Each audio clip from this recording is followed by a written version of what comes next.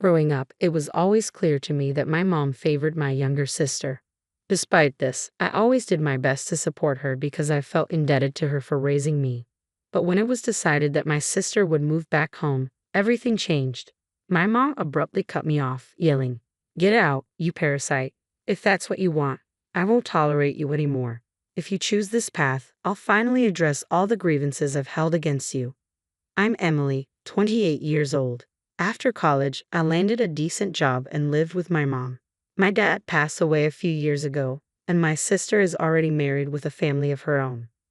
Originally, I planned to live independently, but circumstances shifted when my sister's return altered the family dynamic. I couldn't bear to leave my mom alone, so I stayed.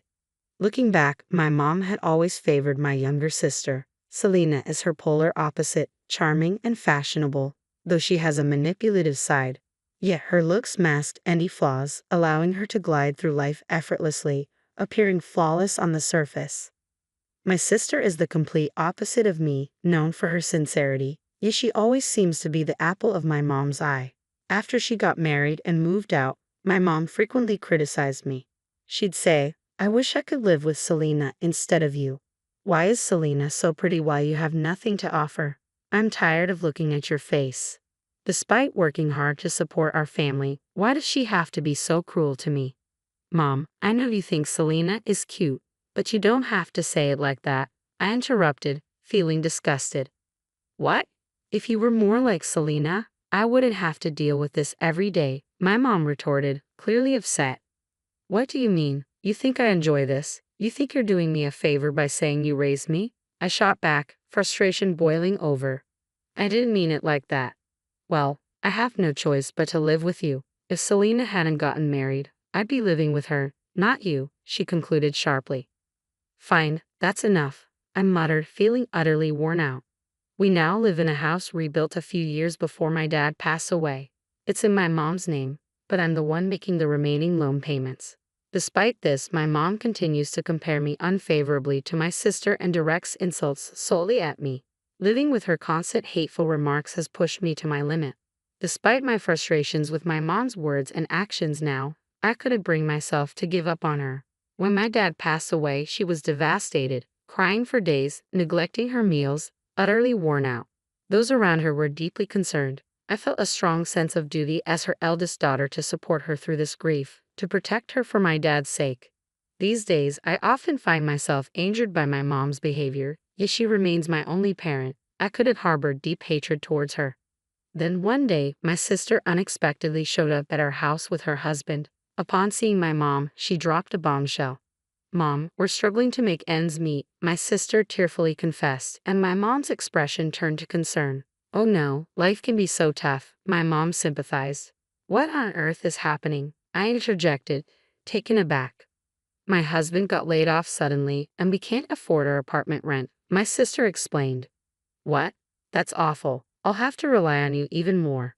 Would it be alright if we moved in with you, Mom?" my sister asked hopefully. "This isn't good," I muttered to myself, realizing the implications too late. Before I could say anything, my mom eagerly responded, "Yes, yes, of course. My dear Selena, I must help you." "Really, Mom? That would be wonderful. Plus, I've always wanted to live with you," my sister chimed in, her relief palpable.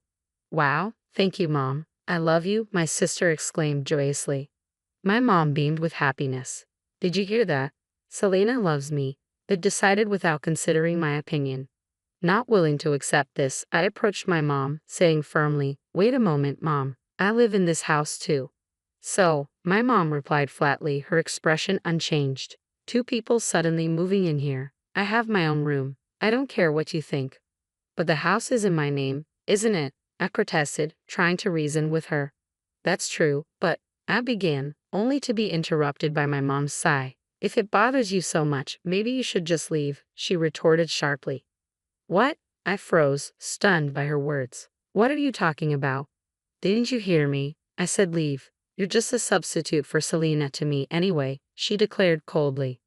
"That's cruel. You don't have to talk to me like that. I'm not some parasite. If Selena comes back, I won't be needed anymore." I choked out, hurt and confused. My mom's words cut deeply, leaving me reeling in darkness. Despite caring for her all my life, she could dismiss me so easily. Meanwhile, my sister, who had left home after marriage without a second thought, was cherished. It made no sense to me. I struggled to comprehend her actions and words. Frustration and misery threatened to overwhelm me, and in that moment of vulnerability, my sister spoke up with a sly sneer. Mom even said this. "Why don't you just get the hell out of here?" "What?" Selena retorted. "If you don't leave, there won't be enough space in the house, right? We don't need you." "What do you mean, you don't need me? I've been the one supporting Mom all this time." "So what?" Selena scoffed. "She wants to live with me now. We don't need you anymore. You're worthless." With that settled, Selena called her mom and her husband, and they started planning the move schedule, completely disregarding my feelings. "I'm so excited. Let's have a barbecue on the day we move in," Selena suggested cheerfully. "Great idea. I'll pick up the ingredients," her husband replied enthusiastically. Everyone was caught up in the excitement, oblivious to my pain and presence. Stunned and hurt, I heard Selena hurling insults at me once more. "Why are you just standing there? I told you to get out. You can't just say that." "I'm not a parasite. Fine, I'll be out by the end of the week. Is that soon enough for you?" I struggled to hold back tears as I reluctantly agreed. Meanwhile, my mom was already making plans for a short trip with Selena. "Make sure you're moved out by the time we get back from our trip, okay?" she instructed me coldly. With those words, my mom left with Selena and her husband. It became painfully clear to me that to my mom, I was simply a nuisance. As long as Selena was around, I didn't seem to matter at all.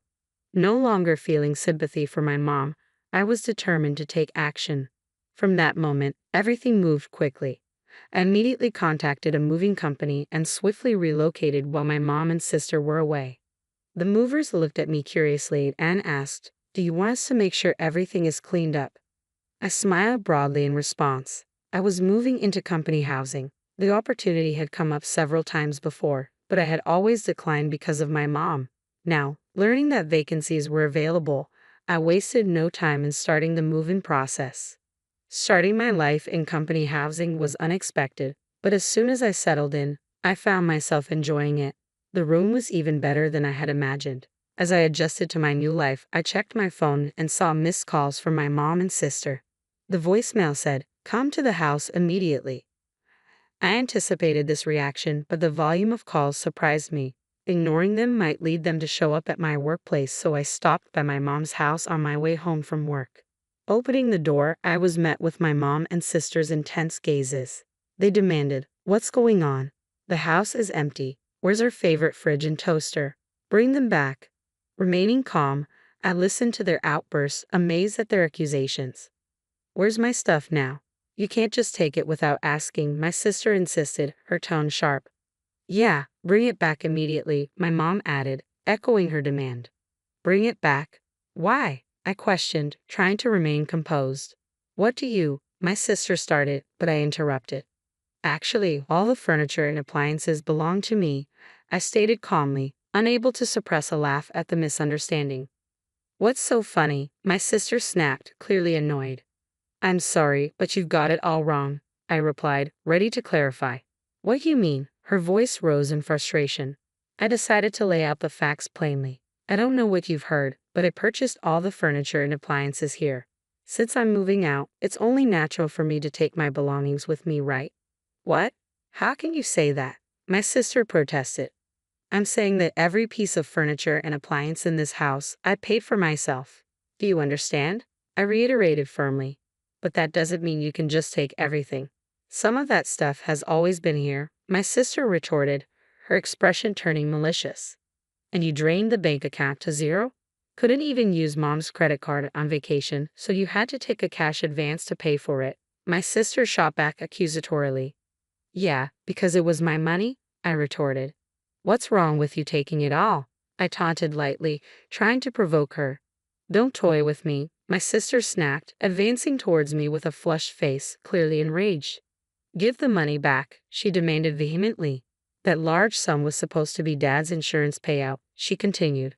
"What? Are you serious? It's not there," I asked incredulously. "No way. There used to be a significant amount in there whenever I visited," my sister argued.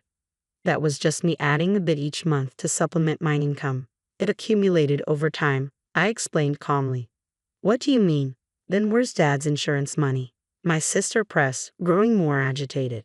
It's gone, long gone. Mom spent it all, I declared bluntly. At this revelation, my sister turned sharply towards our mom. Caught off guard, our mom avoided eye contact, her expression betraying a mix of guilt and avoidance. Wait, Mom, is that true? My sister asked anxiously.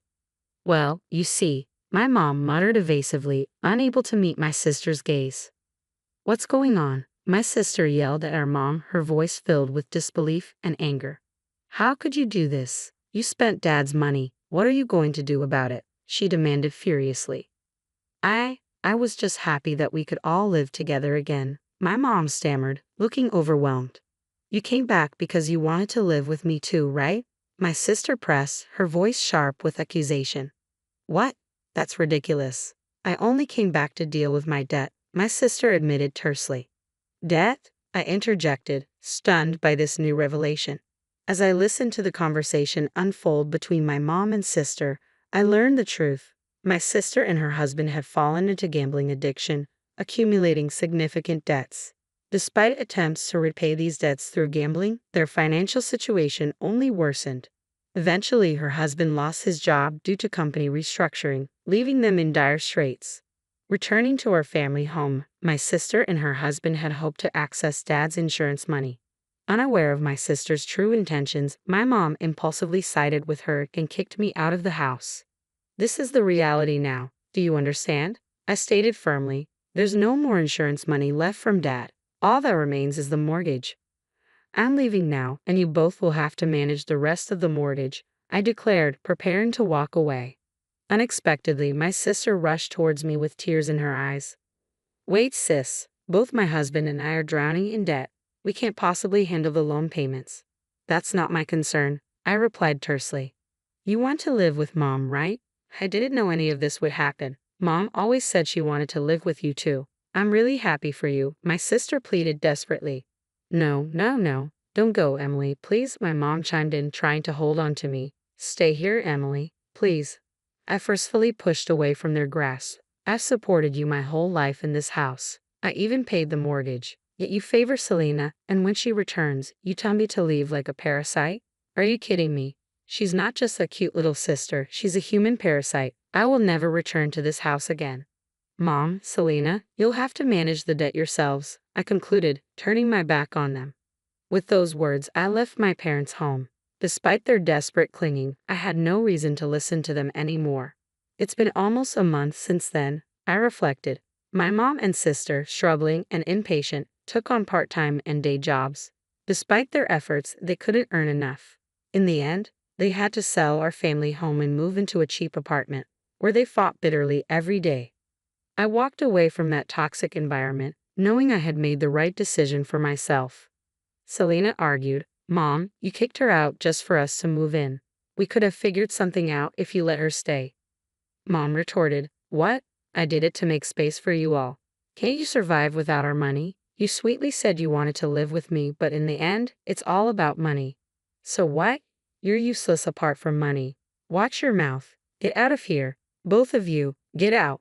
My sister fired back angrily. Now they struggle to make ends meet, barely scraping enough for daily meals, unable to afford even basic necessities. Despite their situation, they have no choice but to try to get along and cooperate. They truly are in a desperate situation. As for me, I'm living a fulfilling life in the company housing I moved into. With a shorter commute, I have more time for myself. Although being kicked out of my parents' house was shocking, I now feel grateful for it. From now on, I want to focus on living happily, thinking only of my own well-being.